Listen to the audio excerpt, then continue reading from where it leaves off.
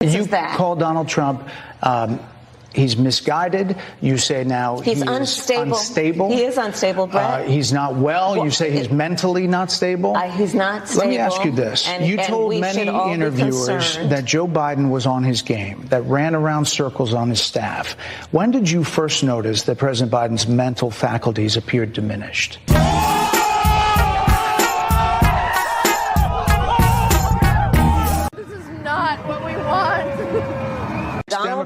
Democrats voted. Donald Trump, Donald Trump, Donald Trump, Donald Trump, Donald Trump, Donald Trump, Donald Trump, Donald Trump, Donald Trump, and Donald Trump, Donald Trump. President Biden at a fundraiser debate stage. Let's go back to Donald Trump, Donald Trump, Donald Trump, Donald Trump.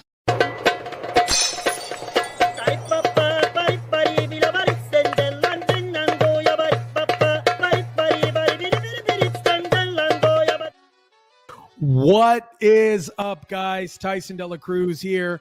Thank you so much for rocking with me. If you didn't catch the live stream, we streamed Kamala Harris's interview on Fox News. My personal opinion, one of the first hard-hitting pushback interviews, non-softball interviews that Kamala Harris has done yet. If you guys didn't catch it, I'll place a link for the full interview in the description below. But this video, we're going to do a quick recap of the roasting of Kamala Harris. Oh my gosh. It was disastrous. I don't know what team member, you only go on Fox News out of desperation. Especially if you're a Democrat. You only go on Fox News out of desperation. Shout out to everybody watching, by the way. Drop your comments down below. Smash the like button. Oh, and real quick, it has also come to my attention that majority of the subscribers are not receiving notifications when we go live or when I post a new video. Here's how to turn on your notifications.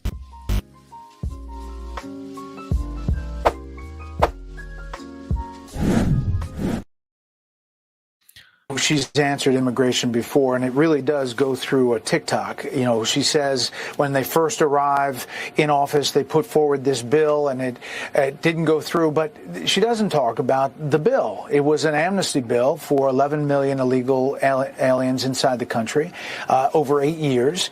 They had control of the White House, the Senate, and the House, and yet the Democratic leadership didn't put that bill forward, and the White House really didn't even push it. But she starts there, and then she says there's this evolution. She tried to do all these things with the president, and then they had this comprehensive effort, this bipartisan bill.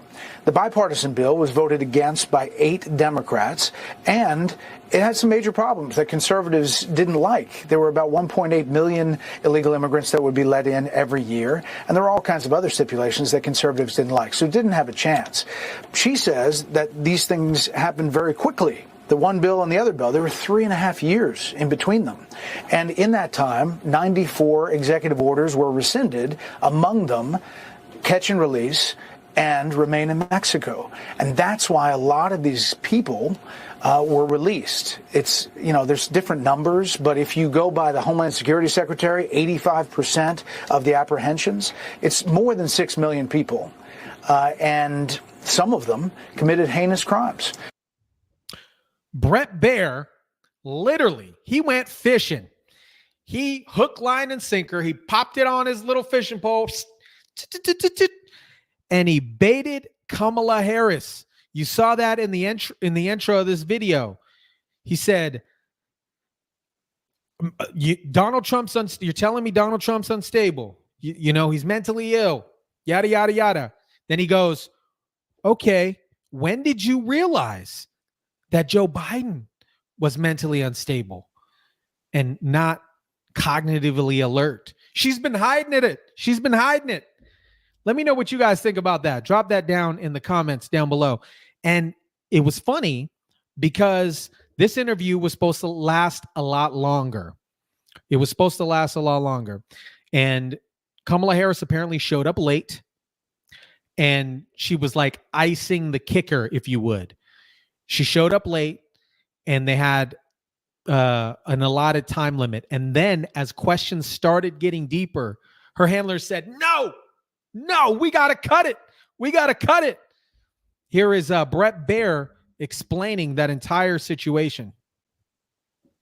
Been on the other side. You've been on the rapper as a press secretary interviewing a president, and I'm talking like 4 people waving their hands, like it's got to stop.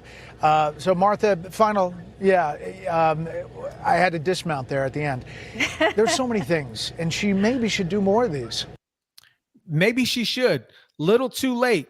I honestly got a nice laugh out of it. I know a lot of people that joined that joined on the live got a kick out of it too. And if you guys are not on the lives, we have some of the best live chats. They are great. They are fantastic.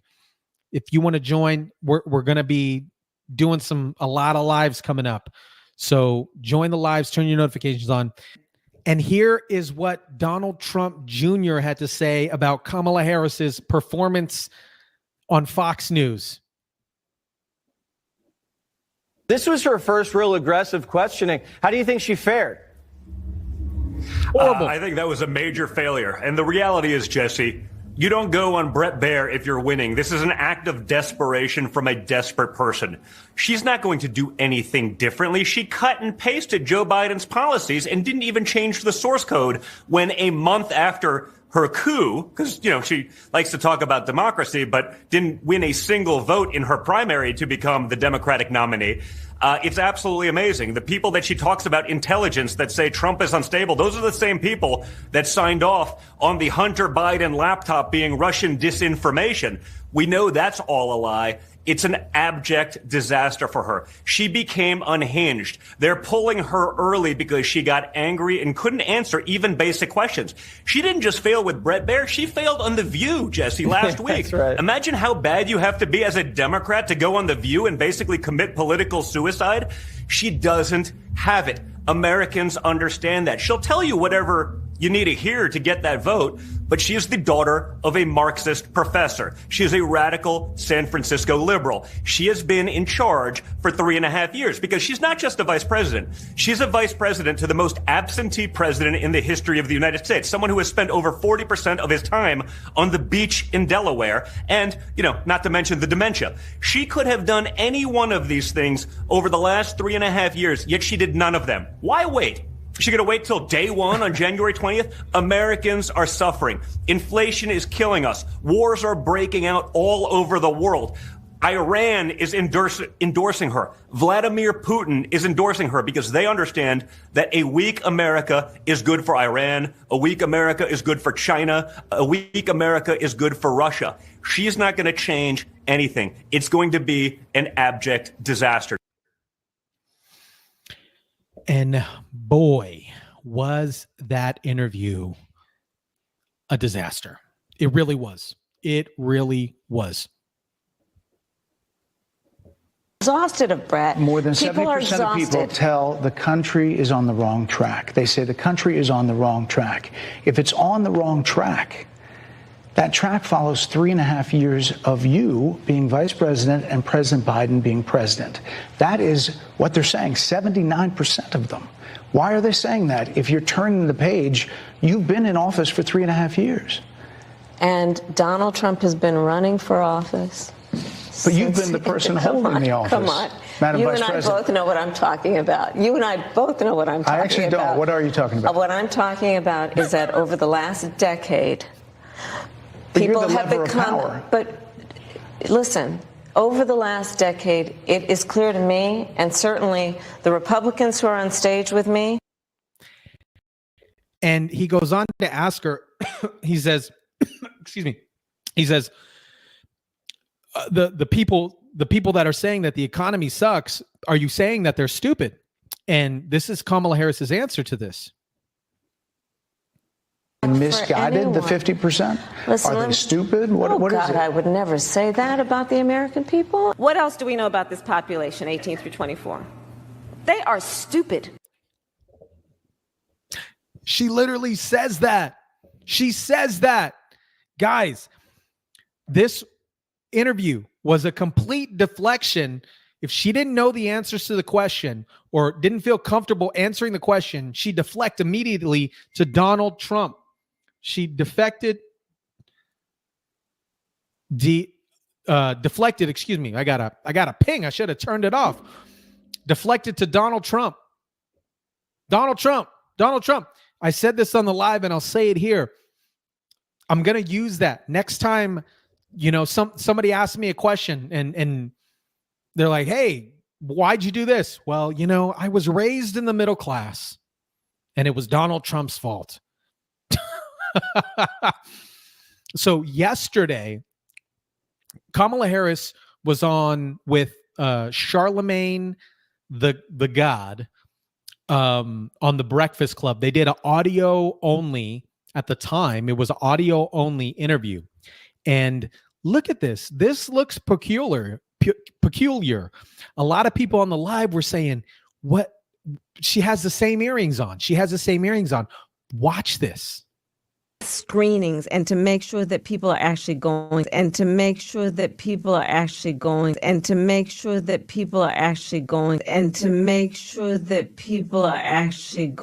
get the screenings. Interesting. Very interesting. Man, this is not looking good for Harris and Walz's campaign. It is not. This was a complete meltdown. She had a breakdown. She was yelling. There was no energy of her joy campaign. It wasn't even around. She was shaking and they cut the interview off early. We're going to jump into what Jesse Waters had to say. Let's jump in. Covering the Kamala campaign's been disorienting. First, she was the most unpopular VP in history. Then she's Mrs. Messiah. Her record's radical left. Then she agrees with Trump, but her values haven't changed. Okay? Her VP's wooing white dudes and Obama's scolding the brothers. She hid from CNN for 5 weeks. Then she turned down the Fox debate. Now she's playing footsie with Rogan and begging to come on Fox. Well, be careful what you wish for, because Kamala Harris just sat down with Bret Baier for a half hour and she was roughed up so badly, Pelosi's asking Joe to get back in. How many illegal immigrants would you estimate your administration has released into the country over the last 3.5 years? Well, I'm glad you raised the issue of immigration because I agree with you. It is a topic of discussion that people want to rightly have. And you know what I'm going to talk about. Yeah, but right do you now, just a number? Do you think it's 1 million, 3 million? Brett, let's just get to the point. Okay, the point is that we have a broken immigration system that needs to be repaired. So your Homeland Security Secretary said that 85% of apprehension. This is Democrats right now.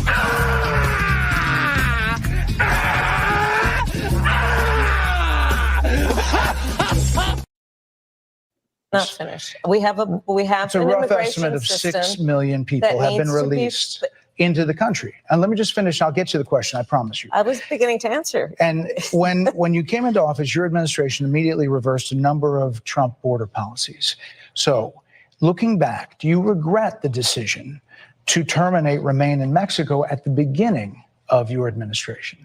The first bill, practically within hours of taking the oath, was a bill to fix our immigration system. Yes, ma'am. It was called the U.S. Citizenship Act of 2021. Exactly. It was essentially a pathway to citizenship for the. Yes, ma'am.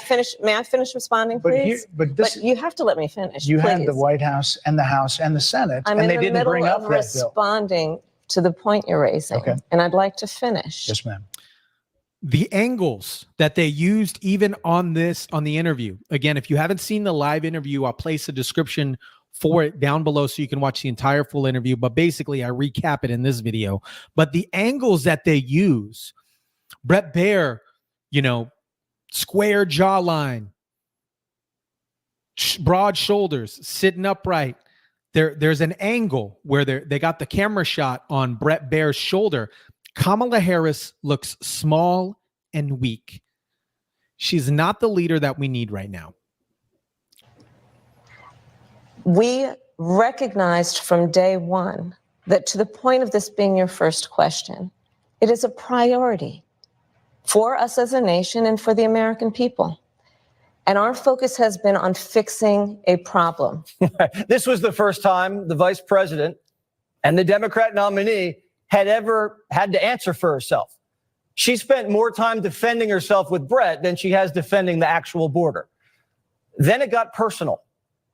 Former President Clinton actually referred to Laken Riley Sunday campaigning for you in Georgia, saying if those men had been properly vetted, Laken Riley probably would not have been killed. So if it wouldn't have happened, this is well before any negotiation. This is well before Donald Trump got involved in the politics. This is a specific policy decision by your administration to release these men into the country. So what I'm saying to you, do you owe Brett, those families an apology?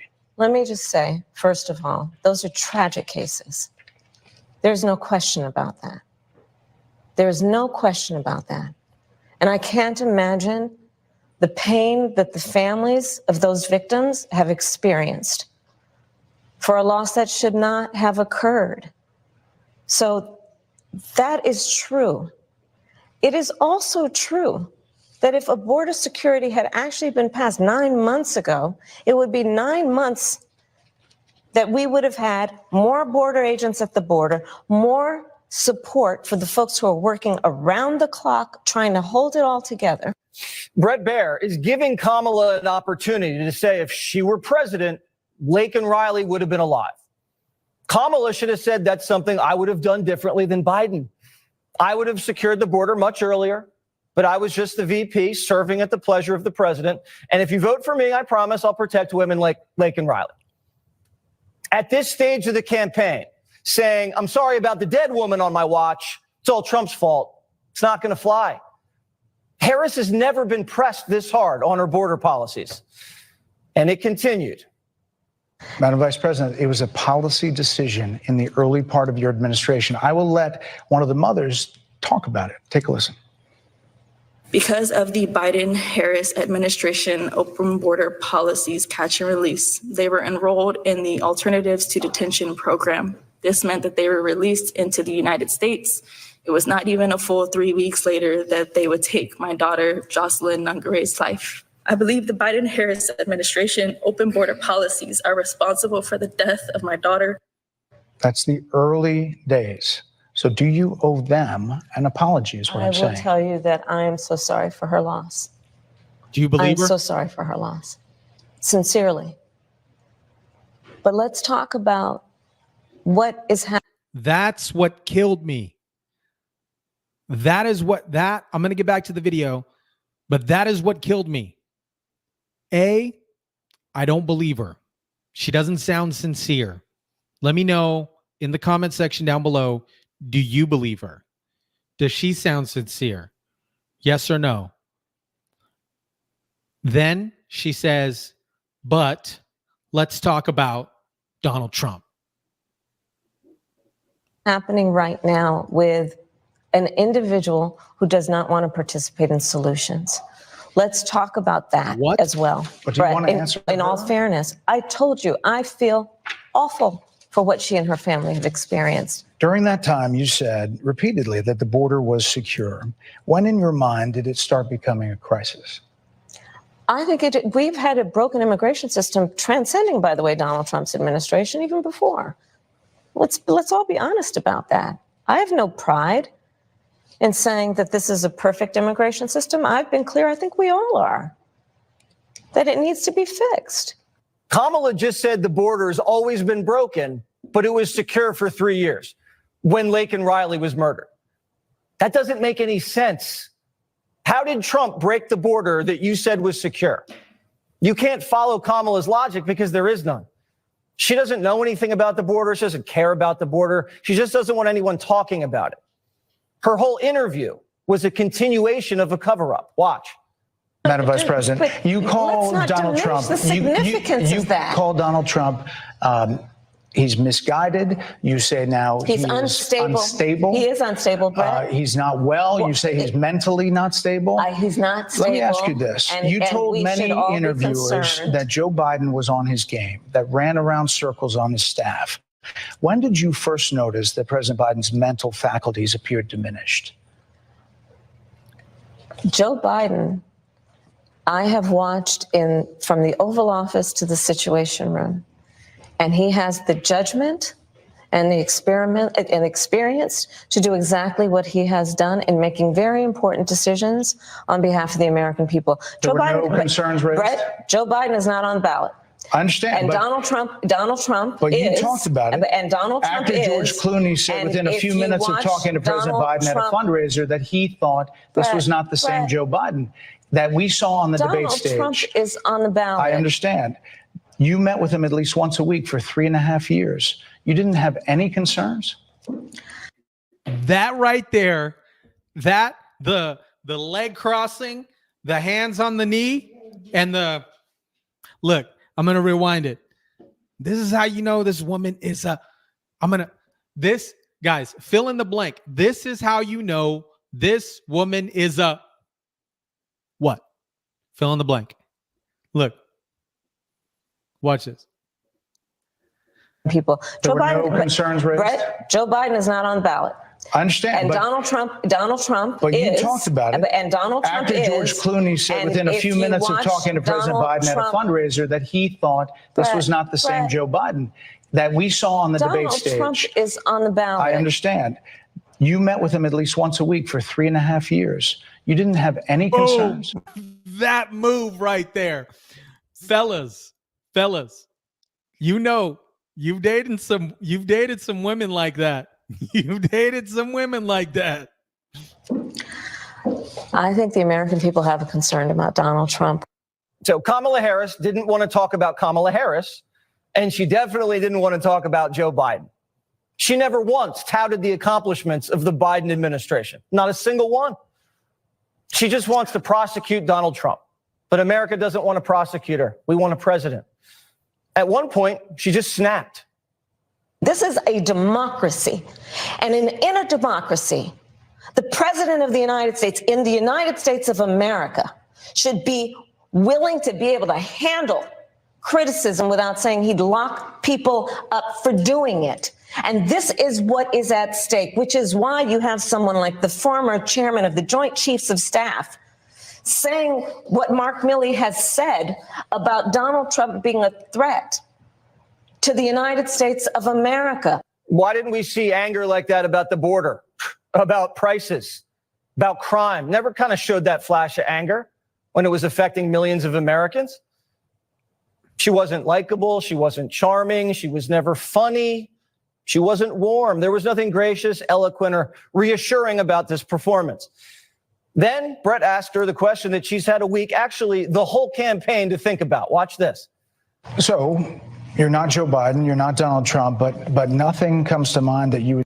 Not Joe Biden, not Donald Trump, right? She's not Joe Biden. Where's my clicker? Hold up. Oh man, let me see if I got it. I don't have it. Oh, here it is, right here. She's not Joe Biden. We are same, but different. Would do differently? Let me be very clear. My presidency will not be a continuation of Joe Biden's presidency. And like every new president that comes in to office, I will bring my life experiences, my professional experiences, and fresh and new ideas. I represent a new generation of leadership. I, for example, am someone who has not spent the majority of my career in Washington, D.C. Okay, she spent 8 years in Washington, D.C. That's twice as long as Trump. And what would you do differently? She said she'd bring fresh new ideas. Then she never said what the ideas were.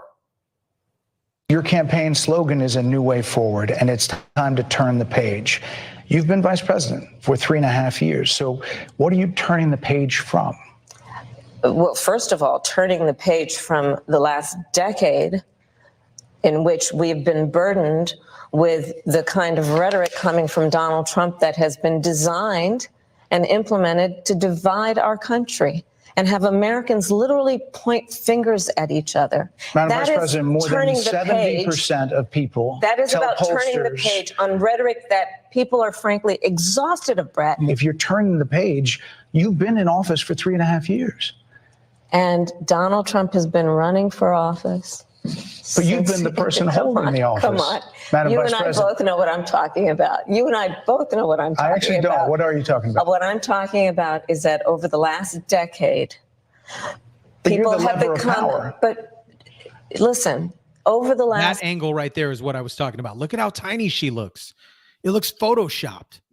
decade, it is clear to me, and certainly the Republicans who are on stage with me, the former chief of staff to the president, Donald Trump, former defense secretaries, national security advisor, and his vice president, one, that he is unfit to serve, that he is unstable, that he is dangerous.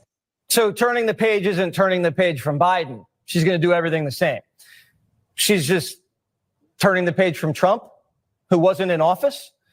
Her slogans don't even make sense because 79% of the country wants to turn the page from her.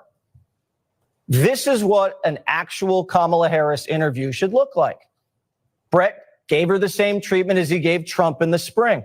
Respectful, firm, and persistent. We didn't swap her answers to make her look better like CBS. We didn't invite little Timmy along to hold her hand like CNN. This was a big girl interview. And she flopped. Executive VP. Their big time flop city. Let me know what you guys think about this. Kamala Harris is that I said this on the live. I'll say it here. I'm interested to see what Polly Market is going to do tomorrow. We're going to see. Trump currently is wrapping up, at the time of recording this video, is wrapping up a Latinos for Trump rally or town hall. And we're going to see tomorrow. So let me know what you guys think. Did you watch the entire interview? If you haven't, I'll place a link for that in the description below. Did you watch it? Did you like it? What did you think about it? Let me know in the comment section. Drop your comments. Smash the like button if you kindly would. Share, subscribe. And as always, guys, I'll catch you on the next one.